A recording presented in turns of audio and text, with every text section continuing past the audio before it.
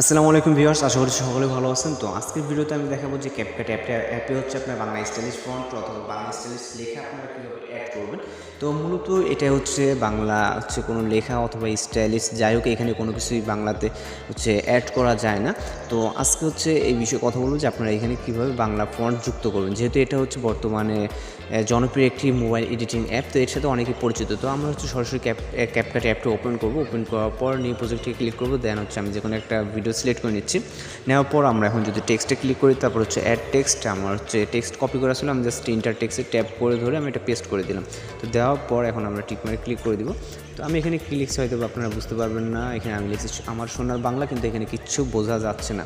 তো এখন আমরা হচ্ছে এখানে যেহেতু আমরা ক্যাপকাটে বাংলা লিখতে পারি না, তো এর জন্য আমরা যে সহজ উপায় অবলম্বন করব সেটা আজকে আপনাদের দেখাবো যে কীভাবে এখানে বাংলা স্টাইলিশ ফন্ট আপনার ইচ্ছা মতো এখানে আপনি যে কোনোভাবে অ্যাড করতে পারেন। তো আমরা হচ্ছে আপাতত টেক্সটটাকে ডিলিট করে দেবো।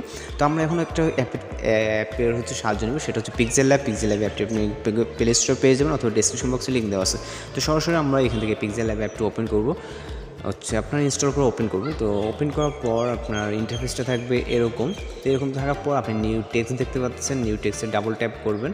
তো ডাবল ট্যাপ করার পর এগুলো ক্লিয়ার করে দেবেন। দেন হচ্ছে এখানে আপনি আপনার মতো করে টেক্সট লিখে নেবেন অথবা আপনার কপি করার টেক্সট থাকলে পেস্ট করে দেবেন। আমি জাস্ট পেস্ট করে দিলাম, দেওয়ার পর ওকেতে প্রেস করে দেবো। তো দেওয়ার পর এখানে দেখতেছেন যে এখন কিন্তু খুব সুন্দরভাবে বোঝা যাচ্ছে। তবে আমাদের এই ফন্টটা ভালো লাগতেছে না, যেহেতু আমাদের স্টাইলিশ ফন্ট দরকার আমাদের ইচ্ছা মতো। তো এই জন্য আমরা এই আইকনে যাব। যাওয়ার পর এখান থেকে আমরা চলে যাব ফন্ট অপশনে। তো ফন্টে যাওয়ার পর এখান থেকে আমরা মাই ফন্ট থেকে আমরা আমাদের ইচ্ছা মতো দেখেন অনেক সুন্দর সুন্দর এখান থেকে ফন্ট পেয়ে যাব। তো আমি এই ফন্টটাই সিলেক্ট করে নিচ্ছি। আপনাদের কিন্তু যারা নতুন তারা কিন্তু এই ফন্টগুলো থাকবে না। তো এইখানে এই ফন্টগুলো কীভাবে অ্যাড করতে হয় বাংলা স্টাইলিশ ফন্ট, সেটা এখানে অনেক ফন্ট পেয়ে যাবেন আপনার ইচ্ছে মতো। অনেক ধরনের ফন্ট আছে। তো এই ফন্ট কীভাবে হচ্ছে আপনি অ্যাড করবেন সেটা নিয়ে একটা ভিডিও আছে, এই ডেসক্রিপশন বক্সে দেওয়া আছে, অথবা আইকার্ড অথবা চাইলে চ্যানেল ভিজিট করে ওইটা আপনি দেখে এখানে অ্যাড করবেন। করার পর এখানে অ্যাড হয়ে গেলে আপনি হচ্ছে চুজ করা হয়ে গেলে আপনি ওকেতে ক্লিক করে দেবেন। দেওয়ার পর চাইলে আপনার ফন্টটাকে বড় করে দেবেন, ছোটও থাকতে পারে, সেটা সমস্যা না। তো এখন আমাদের হচ্ছে ব্যাকগ্রাউন্ডটা ইরেজার প্রয়োজন। এখান থেকে কিন্তু সেভ করে দিলে আপনার এটা হবে না, এটা জাস্ট আপনি পুরো পিকশো আপনার সেভ হয়ে যাবে। তো ব্যাকগ্রাউন্ড ইরেজ করার জন্য এই 4 নম্বর যে অপশনে আসবেন, তারপরে হচ্ছে কালারের পাশে ট্রান্সপারেন্ট, আপনি চাইলে এখানে কালারটাও চেঞ্জ করে নিতে পারেন। আপনার হচ্ছে ইচ্ছে মতো আপনার এখান থেকে চেঞ্জ হবে না, আপনার এই আইকন থেকে আপনার হচ্ছে এখান থেকে আপনি ইচ্ছে মতো কালার দিয়ে নেবেন। তারপর হচ্ছে 4 নম্বর থেকে জাস্ট ট্রান্সপারেন্টে ক্লিক করলে আপনার এই পিছনে ব্যাকগ্রাউন্ডটা ফুল ইরেজার থাকবে। সেভ করলে জাস্ট হচ্ছে আপনার ফন্টগুলো আর কি সেভ হবে। তো আমরা এখন জাস্ট এটা সেভ করার জন্য আমরা এখানে ক্লিক করবো। দেন হচ্ছে সেভ অ্যাজ ইমেজ, দেন হচ্ছে সেভ টু গ্যালারি। তো এখান থেকে সেভ হয়ে গেছে। আমরা এখন সরাসরি আবার ক্যাপকাট অ্যাপে যেখানে ছিলাম সেখানে প্রবেশ করলাম। তো করার পর এখন আমাদের হচ্ছে আমরা এখান থেকে যা ইচ্ছা তাই লিখতে পারি। আমাদের মূল কথা হচ্ছে আমাদের যেটা দরকার আমাদের ওইটা ওখান থেকে লিখে নিব। নেওয়ার পর সেভ করার পর তো এখান থেকে আমরা হচ্ছে ওভারলেতে ক্লিক করবো, ওভারলেতে অ্যাড ওভারলে।